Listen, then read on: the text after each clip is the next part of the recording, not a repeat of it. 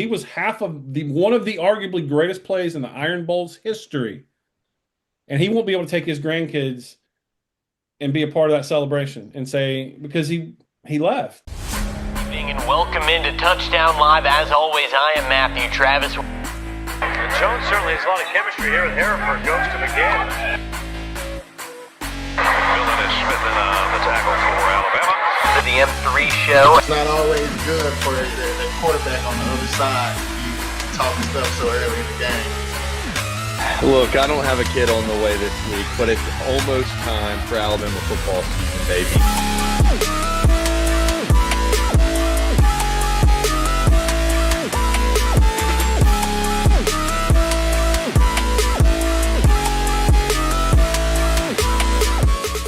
Welcome back to the M3 show. Alabama, unfortunately, drops their second game of the season, this time to Oklahoma at home, a 23-21 loss. We're going to get into all of that, and stay tuned. Aaron Suttles was kind enough to join us. We were able to talk all things Yea Alabama, what they're going on, and Aaron told us a little bit about what they have coming up and also his thoughts on this year's team. A great interview with Aaron, and he also partook in our picks, so stay tuned for that coming up. But guys, we have a unfortunate football game to break down. Josh, you and I watched it together, our first stream. It was that part of things was a lot of fun. Orange crushes were being crushed, and we had a lot of fun. I think last I checked, we had 875 viewers on Twitter. We had a handful on Twitch as well. So a big thank you to everyone who tuned in. We'll definitely be doing that again in the future, despite our first one being a loss. But we'll have to reverse course for the next time. Mac will join us in the future. He had Whoa. Let's not shy away from the fact that I did join in at some point during the stream. I'm being in the bar, stepped away in a little corner. We had the halftime report. We had the halftime report from, it was the M2 show for a little while, Josh and I were saying, but at halftime it was in fact the M3 show. But it was a lot of fun. Josh and I really enjoyed that. We had a couple of people in the chat. Dave, shout out to Dave. Shout out to my boy. Yeah, so a lot of fun. We'll have to bring that back, but Alabama lost. Alabama fell 23-21. First time since 2014-2015 that they lost to an opponent in back-to-back years. That, of course, being Ole Miss. And I will say this. The second half of that, 2015, Josh and Alabama went on to win a national title. So maybe it's not a bad thing. But, Josh, we were watching the game together. Looking back, a couple days to debrief on the game, what's still nagging at you? What kind of stood out from the loss to Oklahoma?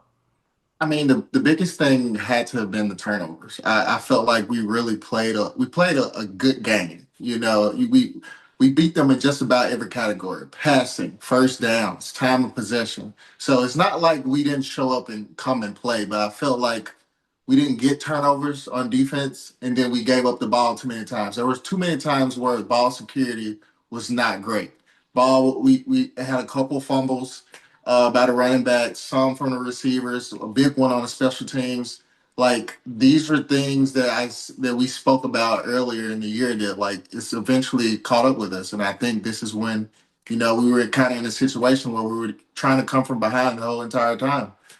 Gave Oklahoma great field position. They really only had like one drive to where they actually scored a touchdown. We gave them the field goals. They had the pick six. I just think we just sucked in that turnover category, and that ultimately made the deciding factor of the game.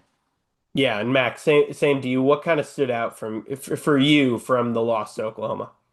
Yeah, I would say that, like, I've been telling people who've asked me about it. People have been bugging me nonstop, texting me and stuff, and I'm like, look, Alabama lost that game. Oklahoma didn't win.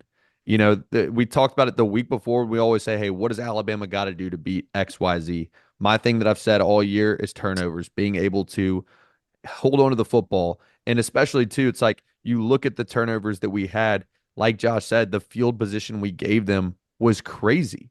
Like, the run game, our rush game wasn't incredible, but it looked better than most games this season. Daniel Hill, like, his emergence in the backfield has been great. I still think there's a little bit of, and I liked how Aaron broke it down on the offensive line, what may be causing that issue a little bit. But I think the O-line, still has to create lanes, and we haven't done a good job doing that. Daniel Hill has made it work regardless, which is awesome. I still want to see Jam Miller and Kevin Riley and, come back out there, and I think our run game can be improved. But overall, we played a good football game. Like the offense looked solid for most of the game, and the defense was impeccable. Like they looked electric. And so it's like just a few plays is all it took. You take one of those turnovers, we win that football game. It's a whole different story.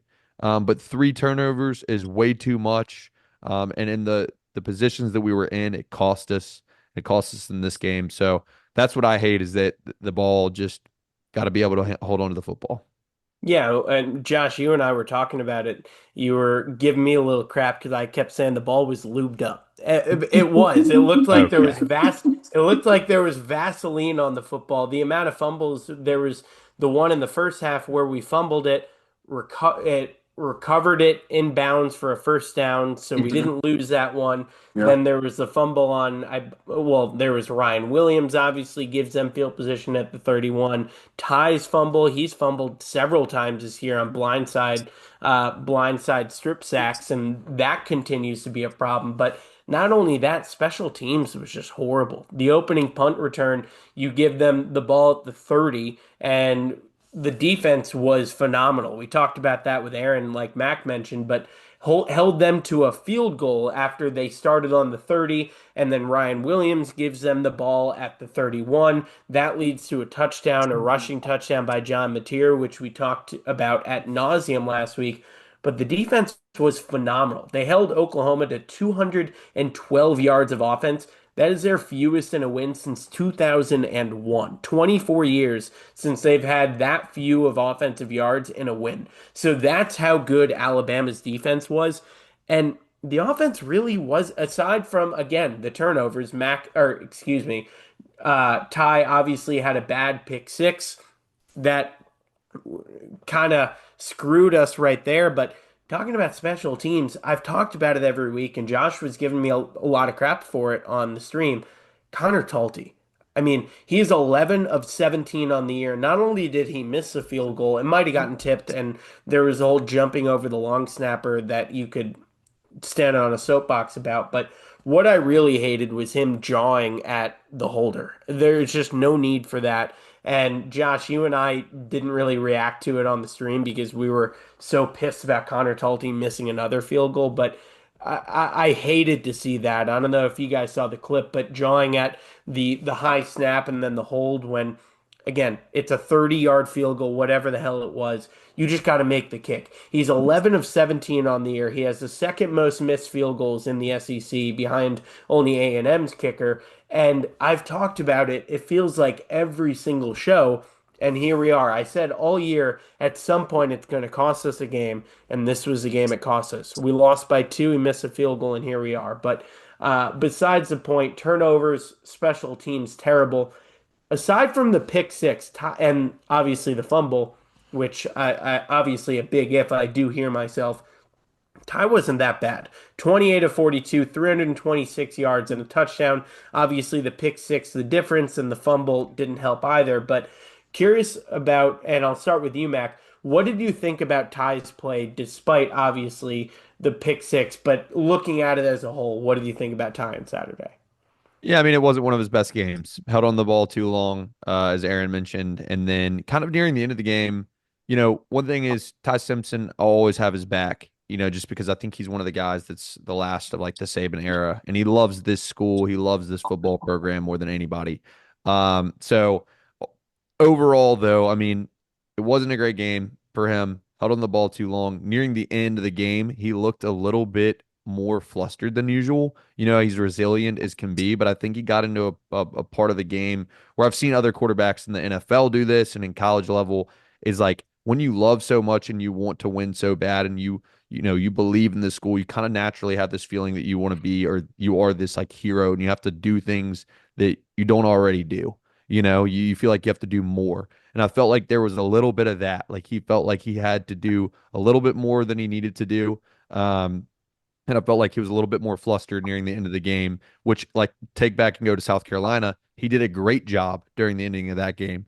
But I think this game, something was a little bit, nearing the end, kind of had him thrown off a little bit. It's the first time I feel like I've really felt that or seen that throughout the season. So overall, it was solid. It was solid. He's a quarterback. It's a whole team. The offense is one unit. And he didn't show up as good as he usually does, but he's going to be the first person to tell you exactly that.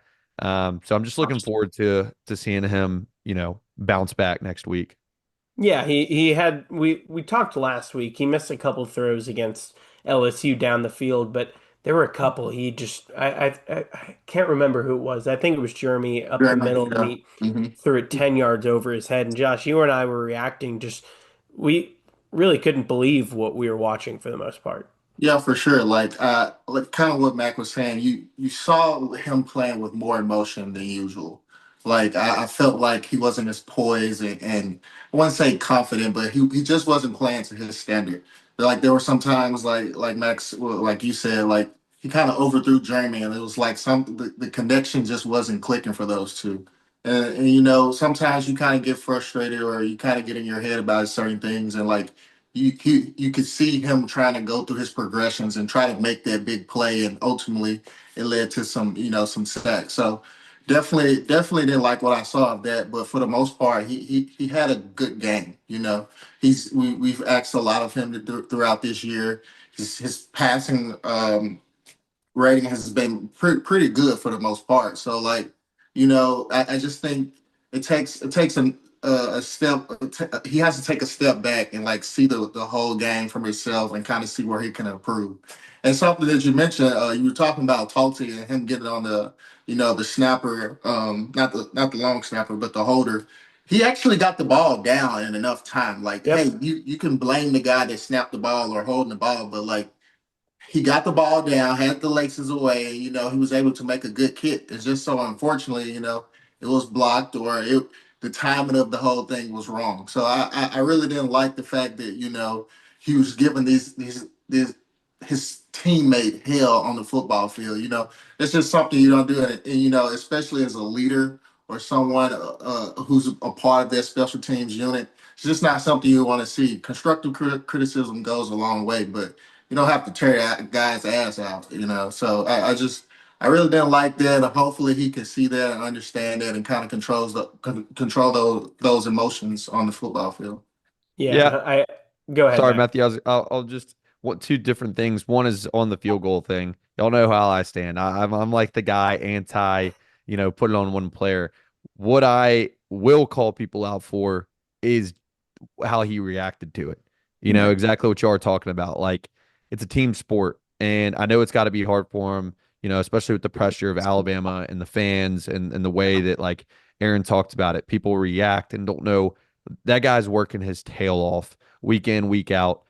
Something you should have a guy who's going to be sinking them consistently, especially for a program like Alabama. I don't know the exact reasons why he's missing it, but that's what becomes unacceptable is jawing off to another teammate of yours because it's just not right. Like I get it. I feel it though, and I don't want to put too much on it because at the end of the day, you got to realize like the pressure he must feel every single play, which that's his job. That's what he signed up for. But you also got to feel for him being a player and like Josh, whenever you were on the field, I'm sure there was a different call, something that was made where like you ended up messing up. And it Mhm. sucks because the spotlight's on you when you're out there, and that's what you sign up for, and that's your job. So I don't want to baby it in a certain way, but also have some kind of empathy towards him there. And then on the other thing that like talking about the offense and then Ty's play specifically, one thing that I was curious about that I didn't necessarily, it could go either way is that the end, just the management, the clock management. The offense was put in a position where they had to score. That's what it was set up for, chewing clock away. It was like, hey, we're going to score here. Whereas, I understand it and I get it because you want to be the last person in the football. But the way the defense was playing, like, go down there and just let them rip it, let them play, like, let them fire down the field, score a touchdown, and then let the defense finish the job with the way they're playing. Yeah, like you said, and hopefully, I just hope knowing what I saw on X, Twitter, whatever you call it, I hope Connor Talty was not checking social media because there were some not very nice things being thrown his way, because of his play, and then also because of that clip we talked about. But Let me ask both of you this. You guys were both on the team. You were in those locker rooms after a tough loss. Josh, the one I mentioned in 2015 after losing to Ole Miss in back-to-back years. How does Alabama use this loss for good? Now, if you slip up in Jordan-Hare at Auburn, your season's for all intents and purposes over. You're not going to the playoff. You're not going to the SEC title game. So, Josh, where does Alabama go from here? How do they use this loss for good? Well, I think this is where the team really comes together. Like when you experience this type of adversity as a team, it tends to bring everyone, each unit together, and they man very, very well. So it was just something that we dealt with. You know, we had the tough loss in 2014 against Ole Miss. I was on that team in 2015 when we lost at home.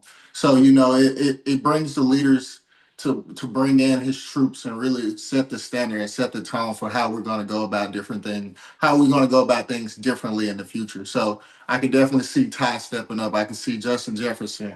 I can see Dante Lawson coming up and being like, hey, look, this moment doesn't define us. This is not the standard of the University of Alabama football. These are not the principles that we're going to live by. This is what we're going to do to correct these things, and this is what we're going to do to change our whole narrative or how people view us. So I can just see that not being the defining moment of this team, and this is essentially going to set these guys up to show the world who we really are and what we're going to be about. Yeah, on over here on this side, there's wins and there's learning experiences. Yeah. There's an opportunity to learn. And I think it's a good time to get that opportunity to learn again. We've had some close games that could have gone either way that we inched out of, and this one unfortunately was a loss or a learning experience. And I think that it's at the right time of the season for us to have the best outcome to make it to the college football playoff. We gotta beat Auburn, and I think that these guys, there's gonna be more attention to detail. That feeling that you have after a loss ain't small. You know what I'm saying? It's something that like eats you up. And so I know going into this week against Eastern Illinois that those guys are going to be prepping, doing everything they can right, and be focused to do their best job in this game to also win this game and then prepare for the next game in Jordan-Hare Stadium. Yeah, no doubt. And I do want to wrap the Oklahoma talk on two good notes. Daniel Hill had one hell of a game, 10 carries, 60 yards, two touchdowns, and he had five receptions for 37 yards through the air. He was phenomenal. And then Josh, you were having a lot of fun with the your namesake, Josh Cuevas, six receptions, 80 yards, one touchdown. Two really good games from them. Again, the defense was phenomenal. We talked about them, but ultimately it was the offense who didn't get it done. So we've talked about them, both of them, Daniel Hill and Josh Cuevas, several times over the past couple of weeks, but they're really carving out roles for them. And Mac, what do you see from those two specifically as we not necessarily Eastern Illinois again, that's more so a scrimmage to get right for Auburn, but what do you see as their role in the offense going forward? Daniel Hill, like I said, I think that there's not a running back issue at Alabama. It's an O-line issue. Now, whether it's their fault for their splits or the way that the game plan is drawn up, we've struggled to open up the holes to give these guys, running lanes. But to see Daniel Hill kind of step in and that not make, he can still make an impact. And it's been cool to see his emergence. Wasn't the starter game one, wasn't the starter game two, and just comes in and starts making an impact immediately. It's fun to see. I think he's going to continue to do that, and I'm excited to see it. And I think it'll be great for the offense because I've been talking about all year establishing the run. And, we haven't fully established the run like old school Alabama, but we're doing better. And he's a huge, vital part of that. Josh Cuevas, on the other hand, it's another receiver. You know what I'm saying? He can block. He's got a lot of heart and hustle. You can see it through the way he plays. But just giving Ty another option, another outlet to go to, and giving defenses another person to prepare for. We got such a great receiver core with Horton, with Lottie Brooks, with Ryan Williams, with Jeremy Bernard, and now you have Josh Cuevas thrown into the picture as well. He's another threat. And I love the way they've been utilizing him, and the way he's been making plays has been awesome. So again, another thing that's a positive, looking forward to the last two games of the season, seeing the emergence of him and the use of him on the offense. And Josh, same to you. What do you see out of the two of them going forward? Well, for Josh Plavis, I can definitely see him being that mismatch player, for safeties in the matchup. I can see him making big plays, a lot of touchdowns, and create and emerging and starting to distance himself from the other tight ends and college football playoff. He is a very, very dynamic player, and you can kind of see his talents just showcase each and every week. So definitely could see Ryan Grubb incorporating him more into the playbook. And for Daniel Hill, I think the sky's the limit. This guy can do anything. He can run the ball. He can truck you. He can make you miss. He can catch the ball out of the backfield. So like the sky's basically the limit for him. There's really nothing that he can't do. But I do think that's a perfect 1-2 combo with Jam Miller coming in, making his impact, but basically us not dropping the ball or like dropping off of the ledge. Like we're going to be consistent in that area, and we're going to be able to make impacts and make defenses play pay. Oh my gosh, tongue twister. Right? They're going to be able to do with these guys. Got to get the ball in their hands because when it is in their hands, they make plays happen. Yeah, no doubt. And the good news is Alabama still has everything in front of them. If they beat Auburn, chances are, if I'm not mistaken, they essentially clinch a spot in the SEC title because of the strength of schedule, excuse me, versus Georgia, which would be the tiebreaker despite the fact that we beat Georgia. So the scenarios are win plus a Texas A&M loss, or win plus an Ole Miss loss, or win plus win the strength of schedule over Georgia, which, if I'm not mistaken, we pretty much have in the bag. So still have everything in front of us. And then the question becomes, is playing in the SEC title even a good thing? Because if you lose that game, now you have three losses, and does the committee take that into consideration, or is it the fact that you had two losses going into the SEC title? That's all stuff that I hope we don't even have to worry about. We'll get into it a little more when we preview the Auburn game next week. We have I'm not going to spoil the guest quite yet, but it's one you'll definitely want to tune in for. So, moving on from that, Eastern Illinois this week. Eastern Illinois is 3-8 this year. They haven't played a Power Four opponent, so not a whole lot to talk about. But Josh, for you, I guess, what are you just looking to see at Alabama? What do you want to see going into Auburn? Well, I would like to see a lot more rotation on the offensive side, like getting some of those younger guys or getting some other players who may be ready to make an impact on the offensive line. Maybe seeing how things go when other players are matched with some of the starters. I think this is a time for us to kind of test and see their capability to see what we can do when when their name is called. So I would love to see a little bit more rotation there. Love to see Austin Mack or Keon Russell get in the game. And I would love for the second team defense to get out there and make some plays and turnovers just like the first team. So definitely looking for the stars to come in, make their impact, run up the score, and see what these young guys can put on a show for us. Yeah, and same for you, Mac. What are you hoping to see on Saturday? Matthew, let's not jump over this Eastern Illinois team. Okay. They're 328 yards per game, 150 rushing yards per game, and their time of possession is around 31 minutes against their opponents. Okay. This is a damn good football team we're not talking about here. Okay. Eastern Yeah. Illinois Panthers are not to be reckoned with.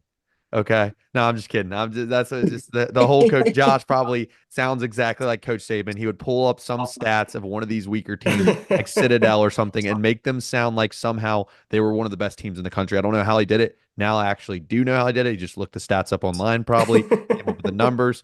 All to say, I think this is a great opportunity I think even though they're not the biggest opponent, I think guys should remain focused, stay locked in, use this game to do, if you're going to look back at like the way Coach Saban talked about it in the process of like, how are you going to be the best football player you can be, and it shouldn't matter the opponent. And so hope the guys go in there, make the improvements they need to make. And I'm looking forward to an exciting offensive game offensively.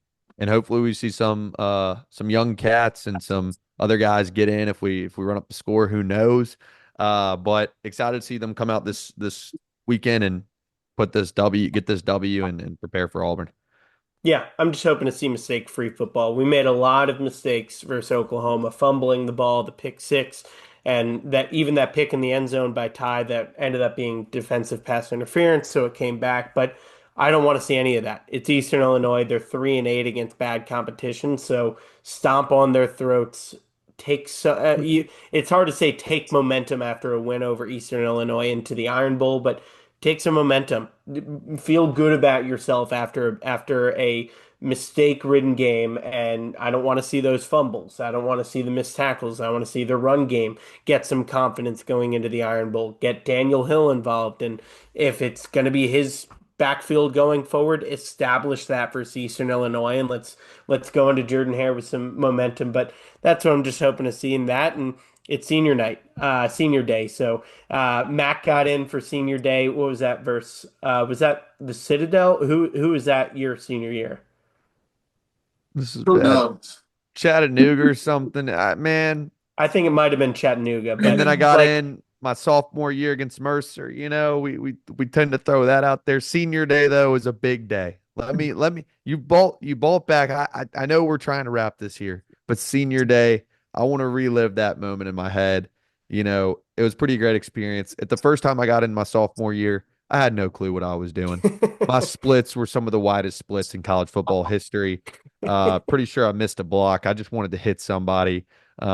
Fast forward to senior day, getting in like the end of like the third quarter, like super early. Was a ton of fun to get out there and play ball like I know I can. And that was the time where like I had the offense down, and I knew my role. Just wish they would have let us fire that rock and get me a little tutty in the end zone, or at least a catch would have been nice. But it was a pretty surreal moment. And my teammates coming up to me after, excited for me, and just like kind of knowing that's the end of the ride for me at Alabama was a sad but happy moment because I felt like I loved the university, loved the fans, loved my teammates, and just like that was my dream. So it's kind of accomplished. And then it's a special moment for the seniors, something you never get back, never get to do again. And it was awesome to be with my family on the field as well. But yeah, hopefully those guys get some good senior moments this weekend. exactly, and that's what I'm hoping to see. Mistake-free football, get a big lead, and then give Mac will remember that moment for the rest of his life. Give players the opportunity, and I am being serious. Give players that opportunity to have a moment that we're 6 years down the line from that for Mac, and he still remembers it like it was yesterday. So should be a special day for those seniors. A lot of big name seniors, obviously. So shout out to all of them. Hopefully they can get some special moments with a resounding win over Eastern Illinois going into the Iron Bowl. We'll break the Iron Bowl all down next week. But Aaron Suttles, content director for Yea Alabama, was kind enough to join us on the show. Great interview with him. Here's that conversation with Aaron. All right. Well, we're now joined by the Yea Alabama Director of Content, Aaron Suttles. Aaron, we appreciate you joining us. Yeah, thanks for having me. So, for those, if you were describing Yea Alabama for someone who has never heard of it, how would you describe what you do and what Yea Alabama is? Well, the first thing I do would be duck because what I've learned in the 3 years of business, people for some reason do not like NIL, and I get it. It's fundamentally changed the sport that they love, particularly when you mix in the transfer portal with that. But it's either adapt or die. And what we're trying to do is we've built a legitimate media company. We're a legitimate website. We've got legitimate content that benefits our student athletes. And we do experiences on top of that. If you've been by our tailgate, which is right off University, in between Gillettes and the stadium, I would dare to say it's the best tailgate I've ever been to. I know I'm biased, but we had the Los Angeles Dodgers manager at our tailgate 2 weeks ago. We got the honorary captains that are there every week signing autographs. We got different sports teams from the university and the student athletes to stop by every week. So it's a great tailgate. So you get experiences, and then you're getting the content that you're not getting anywhere else, all with the added benefit of why am I giving my money to a conglomerate that's based out of New York City when I can give my money to a media company that's based in Tuscaloosa, that proceeds go directly to the student athletes that you're cheering for on the fields and the courts. Yeah, and it's been cool for me to follow because I obviously knew you working at WVUA. I saw you at all the press conferences, all the games. How different has this been for you going from your job as a journalist to it's a lot different. So how fun has this been for you making this change? It's been a blast. It's a better quality of life for me and my family. Look, I never hid the fact that I went to the University of Alabama. I think the transparency, letting people know that, look, no, listen, 100% objectivity doesn't exist, right? We are all shaped by our backgrounds, by our socioeconomic status, by our religion, how we grew up. All of those things shape who we are. And where you go to college shapes you. But as long as you let people know what your inherent biases are, I think they can tell whether you're being fair or not. And I always felt like I covered Alabama fairly. That said, I got two little boys, and if I had stayed in the role that I was in, I couldn't have taken them to an Alabama game. I couldn't have let them have their birthright, which is being Alabama fans, at least up front with their father. So the quality of life is much better. The hours are much better.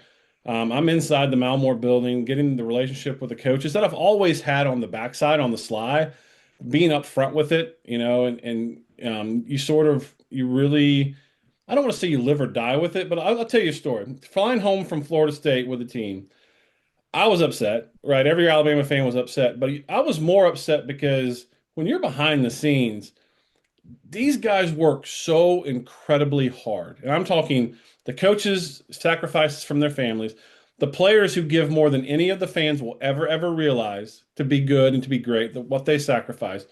And to see them fly home and be devastated, one, because they didn't get the result that they wanted, but two, I mean, it hits their phone immediately when they don't get success. They get called every name of the book. Their Venmos are getting cash requested to them because they didn't cover the point spread. I mean, there's a variety of ways that these student athletes' lives are affected. And so, fast forward a few weeks, and I'm flying home with a team from Georgia, and I felt pretty damn good for them because it went from the lowest of lows to the highest of highs. And look, every program's got some turds in it. That's just part of it. When you got 115 guys, 105 guys, 85 guys, there are a lot of good kids on that football team at Alabama, and you root for them because they're great at what they do. They wouldn't be at Alabama if they weren't great. But then you see the good kids that they are, you can't help but root for them. So, yeah, damn right, I felt pretty good for them after Georgia. Yeah, I can only imagine. And it's not just NIL. You guys are providing them with opportunities they wouldn't have otherwise, whether it be podcasts or whatever it might be. How are you guys helping them beyond just putting money in their pockets through NIL? Yeah, I mean, it's the power of networking, the power of the brand of the University of Alabama. We took Houston Millette and Latrell Wrightsell to New York City this summer. And there's a powerful base of Alabama alums in New York City. We took Biz, Aiden Holloway to Charlotte, and so we're starting to show them the benefit of what networking is. Because look, they all have aspirations of going pro, right? It's not reality for the most student athletes are not going to go pro in what they do. So you want to make sure that they know the power of networking, and it was really rewarding and enriching to see Houston Millette. Which, by the way, if you haven't gotten to know him, incredible kid. We're going to do a feature story on the car he drives, right? Everyone thinks NIL and revenue sharing is about bling. And look, there's a large share there. There's more Mercedes in the Alabama football parking lot right now than the Nick Saban's Mercedes dealership in Birmingham. That said, a lot of them are doing some great things with their money. Houston Millette, whose father is an associate athletic director, I think now at South Carolina. He drives like an old Dodge Neon. I may be butchering the car, but he's got duct tape on the side of his car. I swear to God, duct tape on the side of his car that spells out Bible verses. Now, this is a guy that could be flashing a Rolex or be driving a Mercedes like some of the other guys do, and he's just a down-to-earth guy. So, we're showing them the power of networking. We're showing them the power of building something from scratch. Like people aren't doing it anymore, but Link, we helped build Link. I mean, that was a player-driven. That was Terry on, and Jalen had an idea. We showed them how to build an LLC. We showed them how to pay the royalties to put the script A in it. Because without the script A, it's just the words Link. It's not as powerful. You brand it with the A, the script A, and suddenly it became a movement, right? So we're showing them how to build businesses. We're showing them how to network, and so yeah, a lot of it's money. We all understand that, but there's a lot of the benefits that come to being at Alabama. Besides that, we're trying to show them the power of that. Josh and Mac, for you, you were pretty popular on social media as a student. How not jealous, but how jealous are you that you didn't have these opportunities when you guys were a student? Look, I'm more just grateful for the new guys getting the opportunities and like Aaron hearing this about it because obviously know what Yea Alabama is. I got to go to a tailgate with I believe Wes and Cruz last year. That was a lot of fun.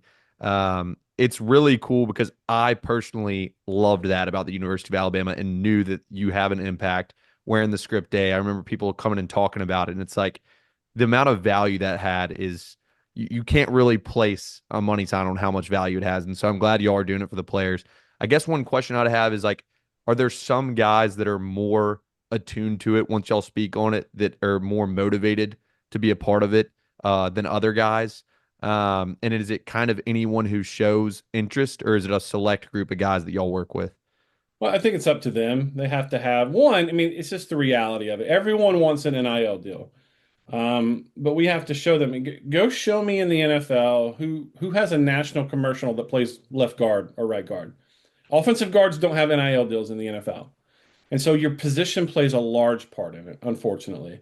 But so does your personality and your ability to sell. Like, look, Terry Arnold went from not being a starter to being a first round draft pick into being a guy that could pitch products because one, he put the work in, he had the God-given ability, he put the work in to become a better player. And two, once he did that, he had the ability to connect with people. And so that some of that is some things that you can work on, and some of it, unfortunately for me, is like you got to be born with some of that stuff that I don't have. But we can teach them how to do that, and they have to be willing to do it. There are some guys that have. It's just like every other aspect and walk of life. There are guys that are willing to put the extra work in. And there are guys that want to coast. And Alabama, for a lot of people, is not a place where you can coast. It wasn't like that under Coach Saban. I don't think it's like that now. But the ones that reach their full potential are the ones that keep working, and that applies off the football field and off the courts too. I mean, you have to work at some of this stuff, and the guys that are really truly good at it. I mean, say what you want right now about whether Ryan Williams is a first round NFL talent. He's put the work in off the field that other businesses want to attach their name to him. That's not only because he's good. I mean, that partly, I mean, mostly that's because he's good, but that's because when he meets people, he takes the opportunity to build those relationships. He networks. He's got the personality on top of it. And it sort of all coalesces into one, and he makes him a great pitch man. But to answer your question, you gotta some guys want to put the work in, some want to take the money from the revenue share and they're cool and they just want to go hang out with their friends and play video games. And that's cool too. But the ones that are really thriving are the ones that see the opportunities that exist right now and are sort of maximizing it. And then I would say too, another question is, are y'all mostly coming up with the concepts and ideating, or the individual players, are y'all allowing them the creativity to come and say, hey, like I have this idea, and then are y'all equipping them? Because I know y'all talked about the whole link thing, which is really cool. But are guys coming up to y'all actively that are involved saying like, hey, here's an idea I want to do, and are y'all helping them figure those out? Yeah, I mean, Seth McLaughlin was the guy. Remember, he was here before he went to Ohio State.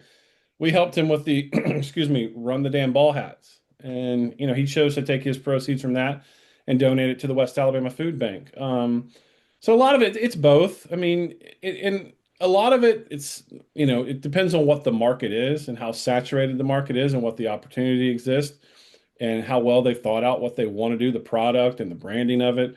But yeah, we're there from it. I mean, it ranges from, look, you've got a college, you got tax experts, you got building business experts, you've got marketing experts, you got social media experts, you got people that can write the copy like me. So if you have an idea that's and again, it comes down to you've got to be a recognizable name. The third string backup whatever is probably not going to get a good deal unless he's really got a groundbreaking product. But yeah, it's a combination of both. Some have ideas and we help sort of round it out and take it to market, and others they will pitch stuff to us and we'll try to steer them in the best direction that we can. Absolutely. And you've mentioned Lake a couple times, and what was that like for you being in all those meetings, I'm sure behind the scenes, and then just seeing it blow up? The clip on College Game Day is the one that always comes to my mind with Pat McAfee and just being blown away. But what was that like seeing that craze and all the t-shirts everywhere, and what, 3, 4 years later, it's still a big Yeah. thing? I mean, you see the sorority girls still throwing up the L on camera. It's truly organic, and those are the things that really inspire people. I mean, kids especially can tell when something is marketed too much and shoved down their throat. It lacks authenticity, it lacks coolness, right? Lank was organic and it had that. You felt like you were on the inside. And especially if you know the real story of it is really funny, especially when Nick Saban tries to take credit for it and or naysayers. I think we all understand what it is, but it was that player movement. Look, one of the coolest things that I get to do week in and week out, and I take this very seriously because is Mac and Josh can speak to. The locker room's a special place, man. And I'm sure they will tell you right now they miss it more than anything else. That locker room is a special place. And I'm not there for practice. I mean, I could go in for practices, but I'm there before the game, halftime, and after the game. And I take that like what's said there is, I mean, it's almost like it's very sacred. And I'm not going to violate that trust of what is said in there because that's their environment. I'm a fly on the wall. I'm a guest, but you sort of I think why Lank took off is because they felt all the fans felt like they were a part of it. They're a part of the locker room lingo that they've never really gotten to be a part of because they weren't blessed with that athletic ability to be there and they didn't have the access. So I think that's what made it so cool. It was, and it's got it's a fairly simple acronym. It's easy to say. And I think it was just a really cool organic movement that took off. And that's what made such an impact. I mean, and even today, even though those two players are still gone, you still see remnants of it. Yeah, absolutely. And speaking of that, do you guys have anything coming up that you're excited for and think fans will be pretty excited to see? Other than our bourbon, we would love the players to get involved. Unfortunately, they can't do alcohol sales. Ryan Williams is an athlete right now. He's just got so much going on with Nike. He was at Dick's Sporting Goods tonight doing a Nike signing event. He partnered with an artist that Coach DeBoer knows. There's a pencil drawing. I wish I could send it to you guys. Maybe I can. You guys can insert it in the podcast. It's insane. Ryan's sort of symbol is like the peace sign that he throws up when he's in the end Hmm. zone. It's a pencil drawing that an artist did of it. That's incredible. He was at our tailgate last week and he was signing before the LSU game, I believe.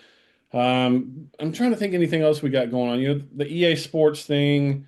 Um, a lot of all these players have agents now, so dealing with it. But Yeah.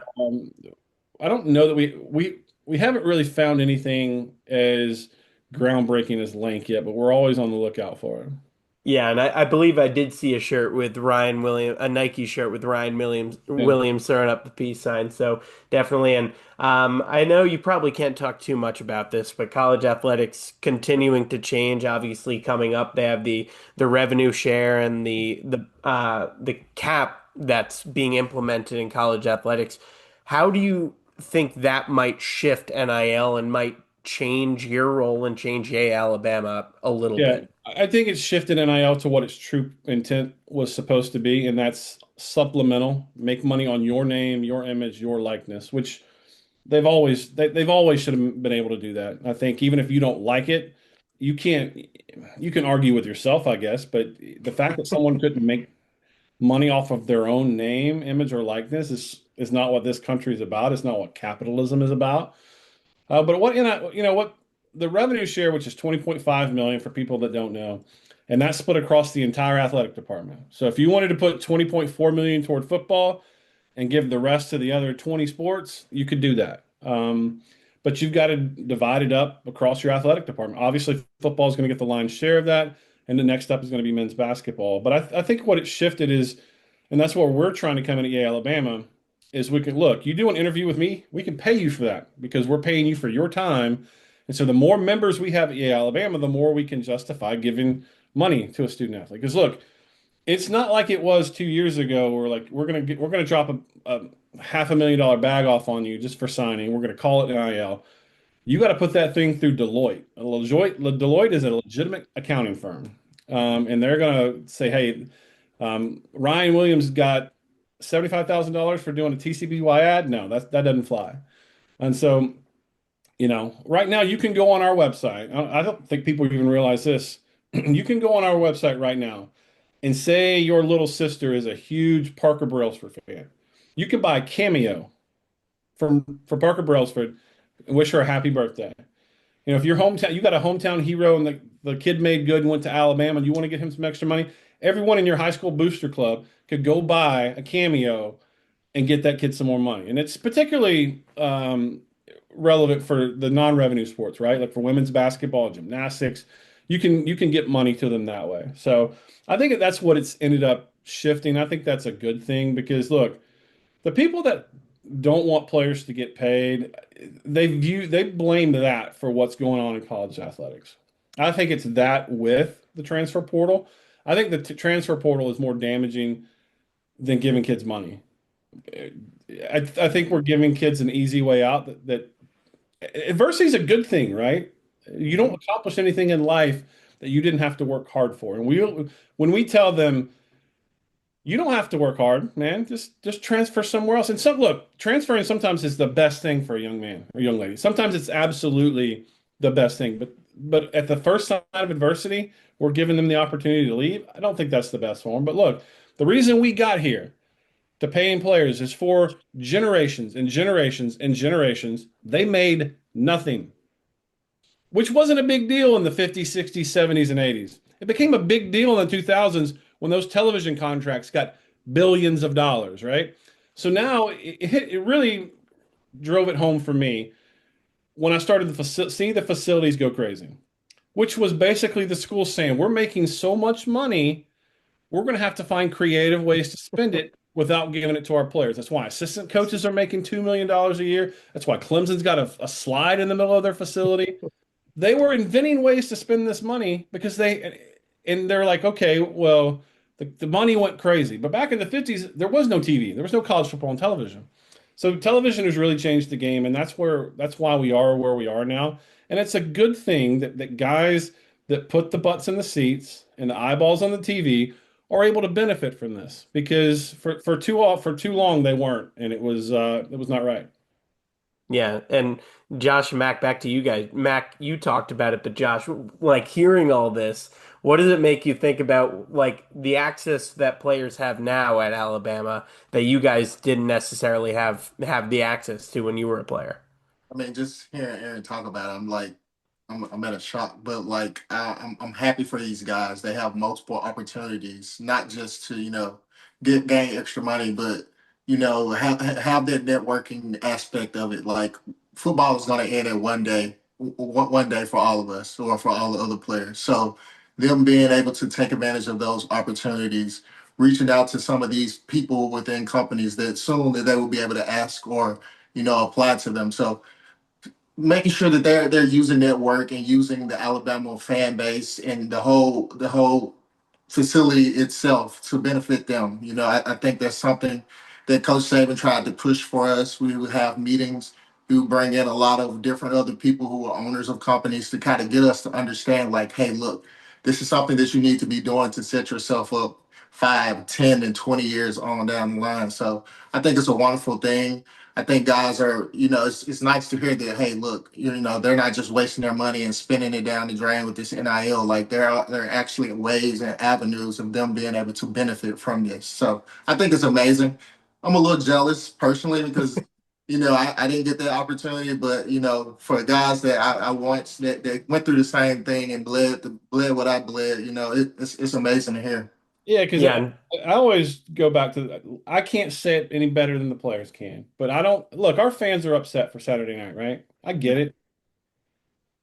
But I don't think most fans have any idea what these players give up. They don't know how hard they work. I mean, I Sure. don't know how hard they work, and I'm in the facility every damn day. And to be in a locker room, the fact that the fans are upset and some of the stuff that they say and the criticisms they lob toward the players really upsets me sometimes. Look, there are times I'm not saying that anyone's above criticism, but they are. I mean, they work their tails off to succeed, and they hurt more than anyone when they don't. And I'll give you an example of what I probably should have said this earlier, but the transfer portal is good in some ways and it's bad in some ways. Look, I hate even to say his name because I'm not trying to call him out. I'm trying to just use him as example. Isaiah Bond left Alabama, and he made a good deal of money at Texas, right? And so I'm never going to fault a player for taking care of his family.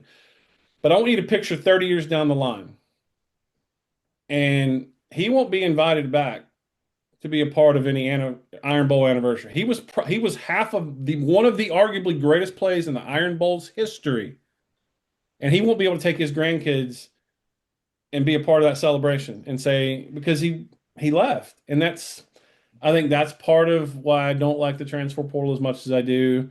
I do like players having mobility, the option of mobility. I think there should be limits for it. I think it's best for Sure. them, but I just heard for Isaiah because I know one day, I mean, that money was good, but that was short money. That was short-term money. And when he's 50, 60 years old, I mean, he'll still be able to point to the play, but he won't be back around his teammates celebrating that play. It's just kind of sad to me. Yeah, it's just kind of the nature of where we are in college athletics, and I think it's going to continue unless they go back to the one-time free transfer and then delays after that. It's going to continue to go down that rabbit hole. But I do want to hear about your opinions on this team, this year's team. But before we get there, Aaron, where can people go to sign up for Yea Alabama? And like, if you could break down like what that looks like for fans as Yeah, well. it's really simple. Yay-alabama.com. You can get a membership and get all of our content for $5 a month.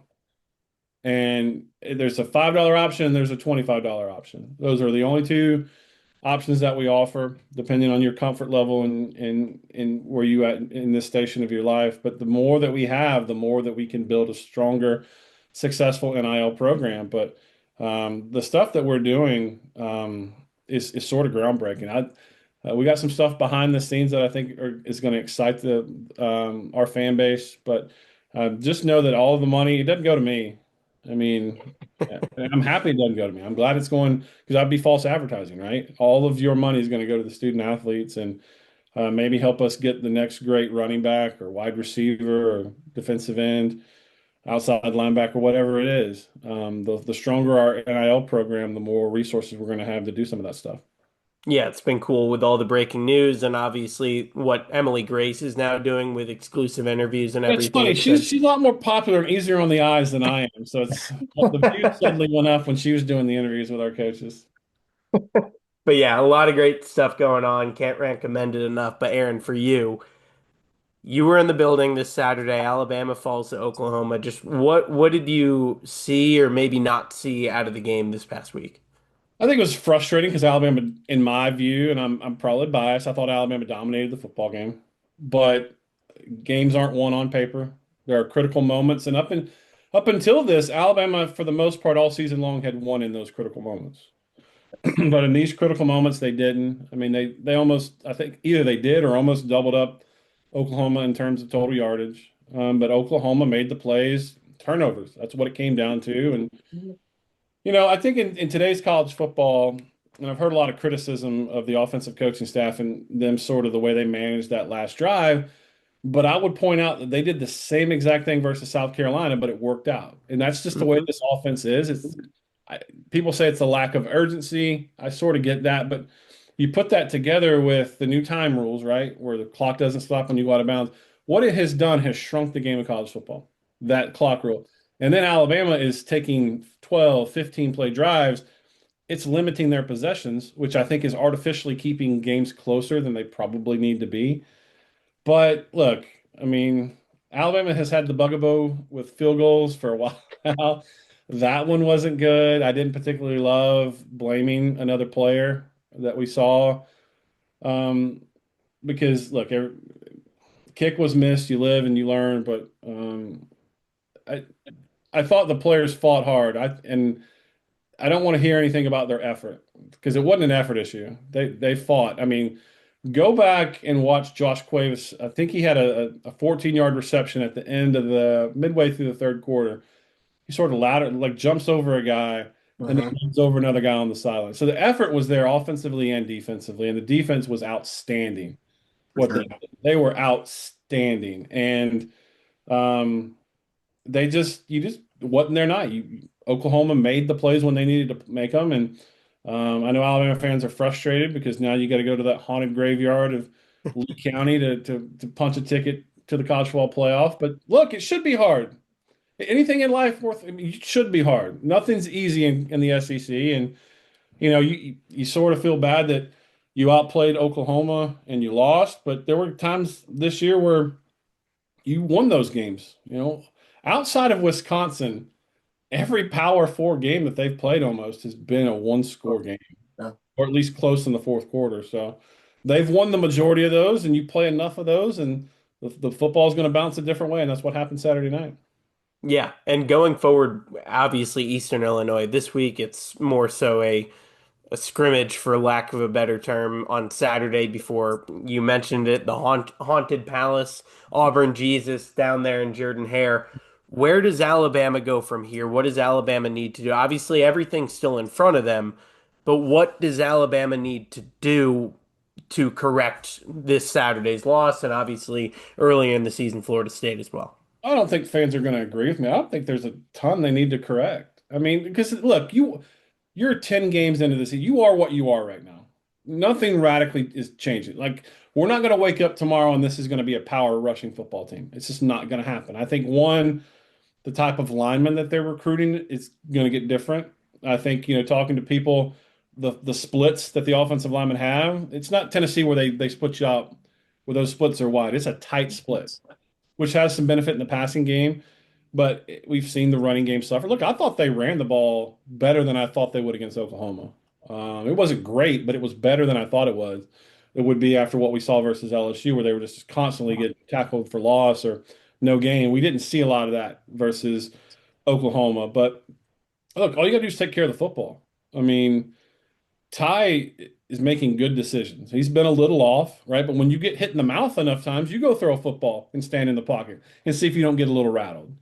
So I think Jeremy Bernard is the rock you got to ride. And I'm not going to second guess because I don't know what the play call was, but I was surprised that on that fourth down that Jerm wasn't the guy. Hmm. I think Jerm, it's again, these two can speak to it a lot more than I can. I think one of the biggest honors you can be given is to be named a permanent team captain. And I'm shocked that Germ is not because he checks every box to me. I don't understand it, but I don't have a vote, so I'm not gonna question people that do get to vote. But I think Germ's a guy. Cuevas has been huge this year. Um, and Ryan has spots, but I was surprised Germ wasn't the guy. I just think protect the football, just stay ahead of the chain if you can.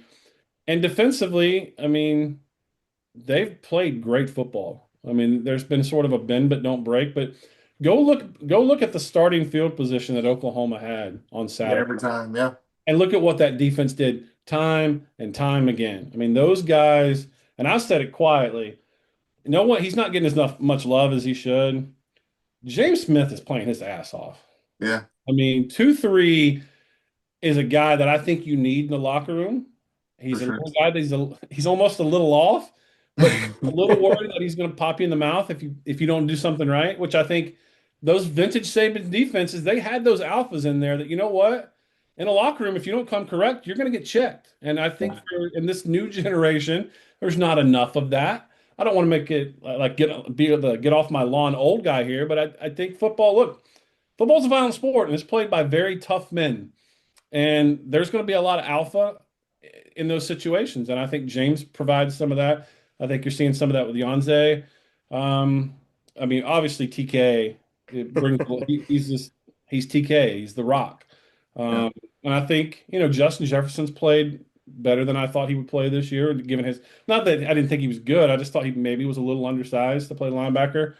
And then what Bray's done, what Dijon Lee's, I mean, I could keep going on and on about that defense. They've impressed me so much because they were put in terrible positions on Saturday and they just kept responding. So I think they'll continue to do the same thing at Auburn.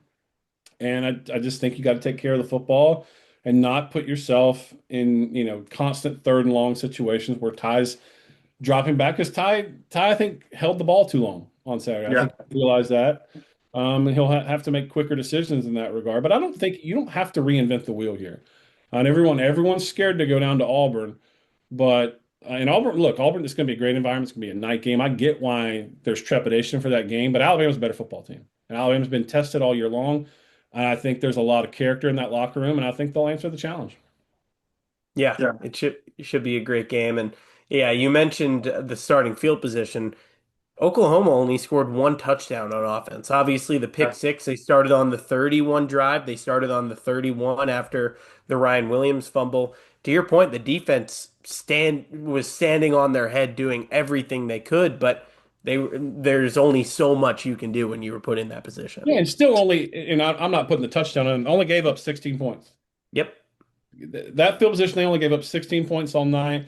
And, I don't think there was any pointing fingers in that locker room. They win as a team, they lose as a team. That shows me the character they got. Were they upset? Sure they were. But they're playing really good football right now. And I'm excited to see, with their sort of quote unquote backs against the wall at Auburn. Look, they're the better football team, and that's not a hot take. I mean, Auburn's struggled this year. I think Auburn's underrated because they've played some really good football this season, and they haven't. Alabama's been great in critical moments for the majority of the year. Auburn, for the majority of the year, has not been great in those moments. So I think Auburn's better than their record, but Alabama's still a better football team. But you got to prove it on the field because Alabama was the better football team on Saturday, and a few key plays didn't go their way, and Oklahoma got the W. Yep. Aaron, I just want to say that I appreciate it. Your insight's great. I love when we have one. Obviously you're a past journalist, so you have all the information, but it's fun because Matthew's similar to you in that aspect. Josh and I are like the player view, where it's like, you see things a lot differently and almost better sometimes than a player does, being on the field with the guys and seeing different things. So I love your perspective, but really just want to give you a big shout out on what you're doing with Yea Alabama because as Matthews mentioned and brought up a couple of times, like, hey, this is what you didn't have. I would have loved as a player to have access and ability to work with a group that was willing to help me with the resources that y'all are providing and opportunities, not just with content and media and building a brand, but especially like the networking side of it too. So huge flowers on that for y'all. And yeah, I'm grateful you're on here. And I know Matthew, you said we got to get to picks, but yeah, big shout out to what you're doing, Aaron. We need to catch up some more. One of my favorite things is working with the student athletes, and I tell every student athlete I work with, they let the media use them time and time again, not in a bad way. It's just the way the dynamic is. Use the media. You've got a personality to sell, right? Every time you're in front of a microphone or in front of a camera, show the world your personality. If you got an idea, show them.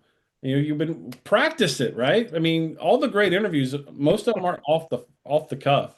Like they're thinking of hey, if I get asked on Sunday if I score a touchdown, what am I going to say? Maybe I want a touchdown celebration. You guys choreograph that stuff. Choreograph your interviews. Use the media like they've been using you for years and build your brand. Yeah, absolutely. And Mac mentioned the picks. And before we get there, Josh, you and I did the stream this past week. You were sipping the Orange Crush. We should have had some of the Yea Alabama bourbon. Yeah, I know. Look, I heard you're a bourbon guy, Aaron. Look, I am too. So let me know your selection. Maybe next time when we get down there, I can bring it for you. I love it. we got a tailgate, and it's going to be going forward. And so we got the Yea Alabama bourbon, which I'm really proud of. I helped to select that, and knowing that the bourbon lovers are going to buy a bottle and they're going to enjoy it, but it's also on the back end going to help our student athletes is rewarding for me. Yeah, Aaron, y'all got y'all have the Yea Alabama vodka. Now I'm a huge tequila guy. Do we have that yet? That would not be my expertise. I can't. I just can't do it. Hats off to you. I mean, I could bourbon all day long, but tequila and me don't mix. I guess it was too many nights spent at El Rincon, which I know you guys are too young to remember, but El Rincon. I remember that place. That fishbowl put me on my rear end one too many times in undergrad. Yeah, fair enough. A great gift coming up. But getting into the picks, Aaron, you're going to be picking alongside us. So I was telling you before we started recording, Donnie Lee is in first for our guests at 6-2. Your friend Nick Kelly is at 4-4, and then Slade Bolden is at 3-5. So somewhere in the middle, right there. As long as you're not worse than Slade. And I haven't looked at any of these, by the way. So this is just it's right off the cuff. He's no winging worries. it. He's winging it. That's right. But to catch us up last week, Mac, you had a decent week. We'll come back week 5-3. Josh, you were 4-4. Cruz was 4-5. He threw in that over pick that didn't hit. And I've had a couple bad weeks. I'm 2-6, which brings us the overall standings. You two are 59, 44, and 1 on the year, still tied. Or tied again, I should say. I'm 54, 49, and 1, lost some footing. No line for the Alabama game yet, but I guess I'll phrase it this way, and we'll put it on the graphic later. Is there a line any of the three of you would not take for Alabama versus Eastern Illinois? Aaron, is there a line you would not take for Alabama Eastern Illinois? So I'll backfill it. A line that I wouldn't take. I I don't think I would go over 49. Okay, so if it's worse than 49 and a half, Aaron is on Eastern Illinois. Everything else, he's on Bama. There's not a line I wouldn't take. I think Alabama's going to come out pissed off. Eastern Illinois is 3-8, so whatever it is, I'm on Alabama. Mac and Josh, anything for the two of you. I think the only line I wouldn't take is like minus 160 or something. So whatever the spread is, just give me the Tide. Yeah, same for me. I think these guys are definitely going to come back, focus in, try to make a statement off after the loss this past weekend. So any line for me, I'm taking it. Okay, so most likely the four of us on Alabama. Next game we have, let's see, we have three non-SEC games, and then we'll get into the SEC slate. 16th ranked USC at 6th ranked Oregon. Oregon a 10.5 point favorite. I'm gonna go with Oregon in this one. They need to make some sort of a statement. And since you guys are tied, I'll go to Josh on this one first. Oregon a 10.5 point favorite. I'm taking Oregon along with Dan Lanning. I think he's done a terrific job this whole season. Like you said, it's time to make a statement for this college football playoff ranking, and I just don't see him trying to fail. He's going to pull out all the cards here late in the season. So give me Oregon covering the spread. Mac? I'm gonna go a little bit opposite of you two and give me USC plus 10.5. Oregon's been up and down this season. I think that 11 points is just too favorable. I know they're gonna win the game, but it's like by 11 points, I don't think so. So give me USC. And Aaron, what do you got? This game in Outson or is it in the Coliseum? It is at Oregon. Okay. Look, I'm glad that Alabama has Kalen DeBoer, but if in another alternate universe, I'd be very happy with Dan Lanning because he's a guy that I think that brings that hard-nosed edge. I think he's a guy that talks a little shit, which I think this generation of players would love. I also think he doesn't run from a challenge. And I'm not saying that Lincoln Riley ran from a challenge at Oklahoma, but I'm also saying I'm not going to say they didn't. And I had the big comeback versus Iowa. I love Dan Lanning. I still talk to him from time to time. Give me Oregon. Yeah, and that was an interesting story the week of Kalen DeBoer. There were reports that Lanning was in Tuscaloosa and then he was at dinner He with was not. that. Yeah, He he was was not. not in Tuscaloosa. I can say that much, but that was a wild week. But Matthew, next one, Matthew, before we go on, sorry, after hearing all the Dan Lanning positive talk, No. I like. I mean, I love what Dan Lanning's doing too. But Aaron got me a little bit fired up. I'm doing an Uno reverse card, and you're gonna give me Oregon to cover the spread. shameful, Mac with the triple shameful. again. I mean, Mac. He might only get a half point for that one, but I digress. It's fine, But I man. digress. Next one, Pitt got slaughtered by Notre Dame this past week. They fall out of the AP top 25, and it doesn't get easier. They hit the road to play the 15th ranked Georgia Tech Yellow Jackets. Georgia Tech, a 2.5 point favorite. Yellow Jacket, whatever they are, I don't even know it. This very Yellow Jackets, right? Am I crazy? Yeah, that's Okay. good. Yeah. Okay. Yeah. Go teach a jacket or send the Yellow Jackets to Artery Grave. There we go.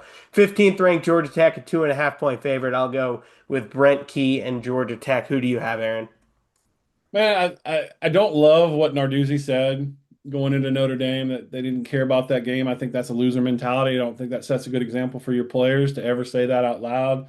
I love Brent Key. I think he brings a hard-nosed toughness to him. He's understated, not a lot of flash, not a lot of rah-rah.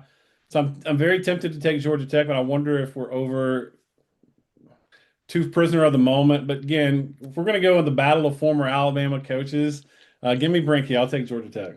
There we go. And I went to what, Mac first, so we'll go to Josh first this time. I'm going with the Yellow Jackets. Give me Brent Key. He was a little inconsistent this past game, and I was a little ticked off about it, but I'll ride with them for 2.5. Mac? We're on the Alabama wave. We might as well continue to ride that wave. I love Coach Key. He was had a good impact, positive impact on me at Alabama. So completely off feel here. We're gonna ride with the Yellow Jackets and Georgia Tech to cover the spread. All four of us on all three of the first game favorites. So that should be interesting to follow. But next one on the slate, 11th ranked BYU, the Storm Mormons, a 1.5 point favorite on the road at Cincinnati. I'll keep it short and simple. I will go with BYU. Mac, I'll go right back to you for this one. There was earlier this year we did this picks thing. I told you all late night experience needed a get back play.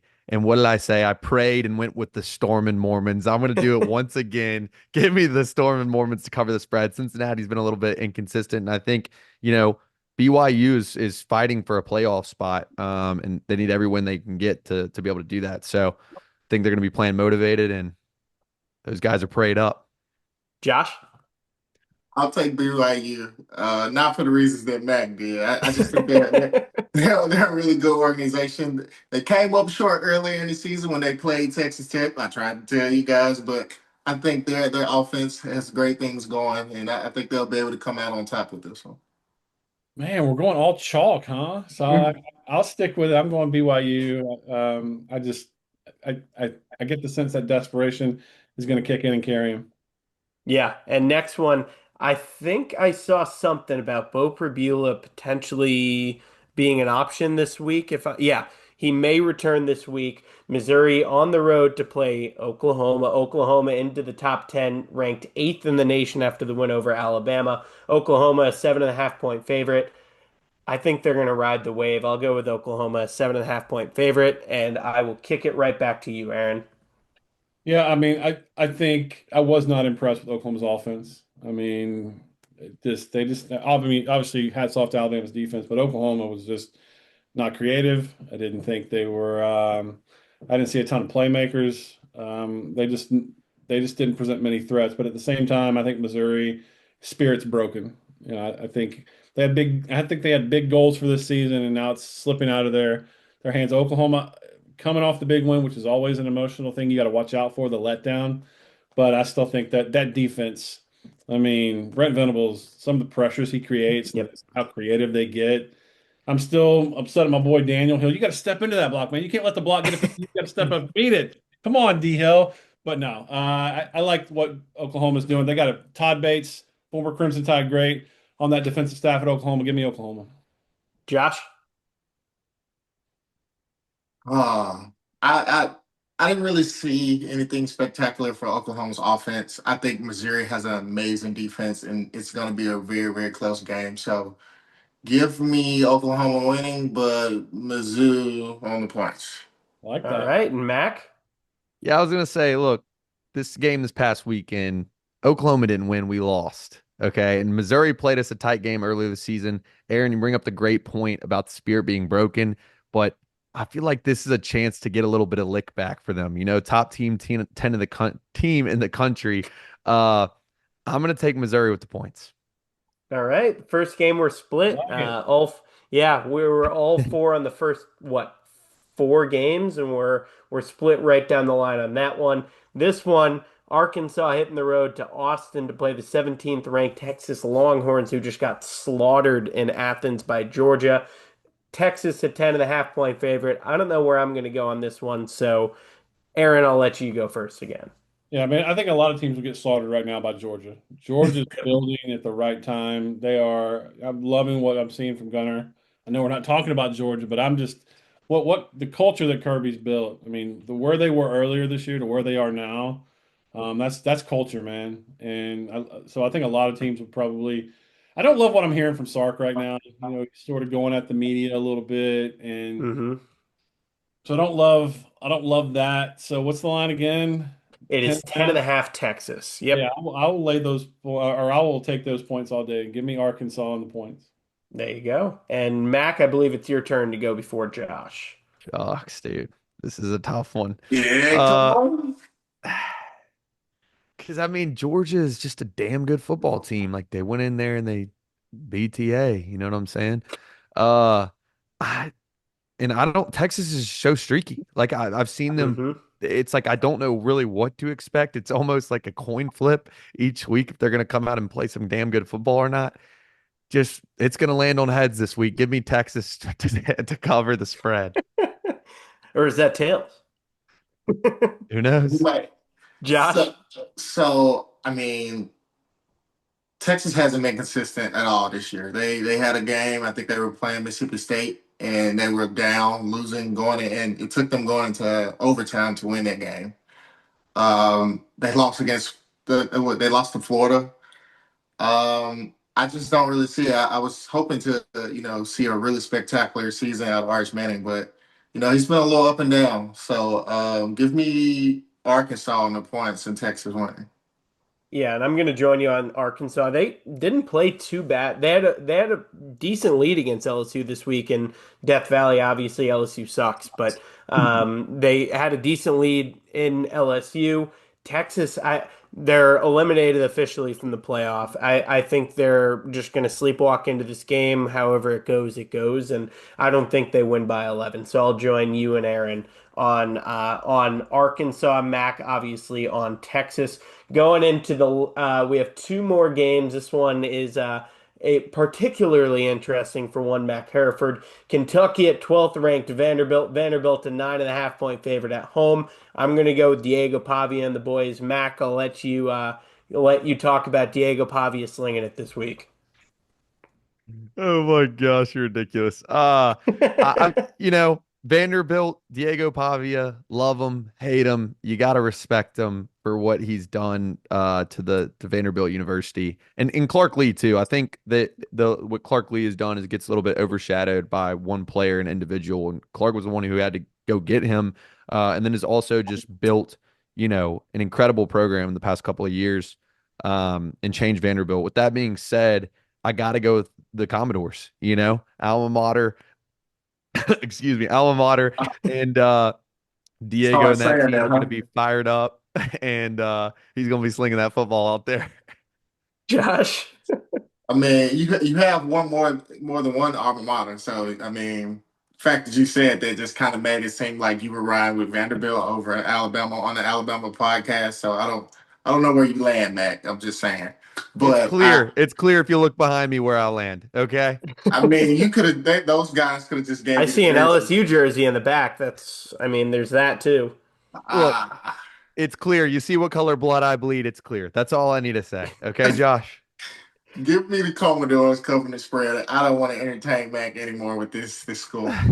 Aaron, in case you're wondering, every week we give Matt crap about transferring to Vanderbilt. So welcome to the M3 show. But who do you got, Aaron? Vanderbilt a 9.5 point favorite. Claimed another one. Okay. Look, where's Diego's mind? I mean, he's out here still trying to get a date in the DMs of Tate McRae, right?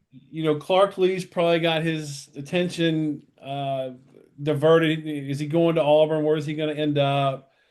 Which, by the way, I would hate for him to end up at Auburn because I think he's a really good football coach. Yeah, But he is. look, I think basketball season has started in Kentucky. That means football season is officially over. Give me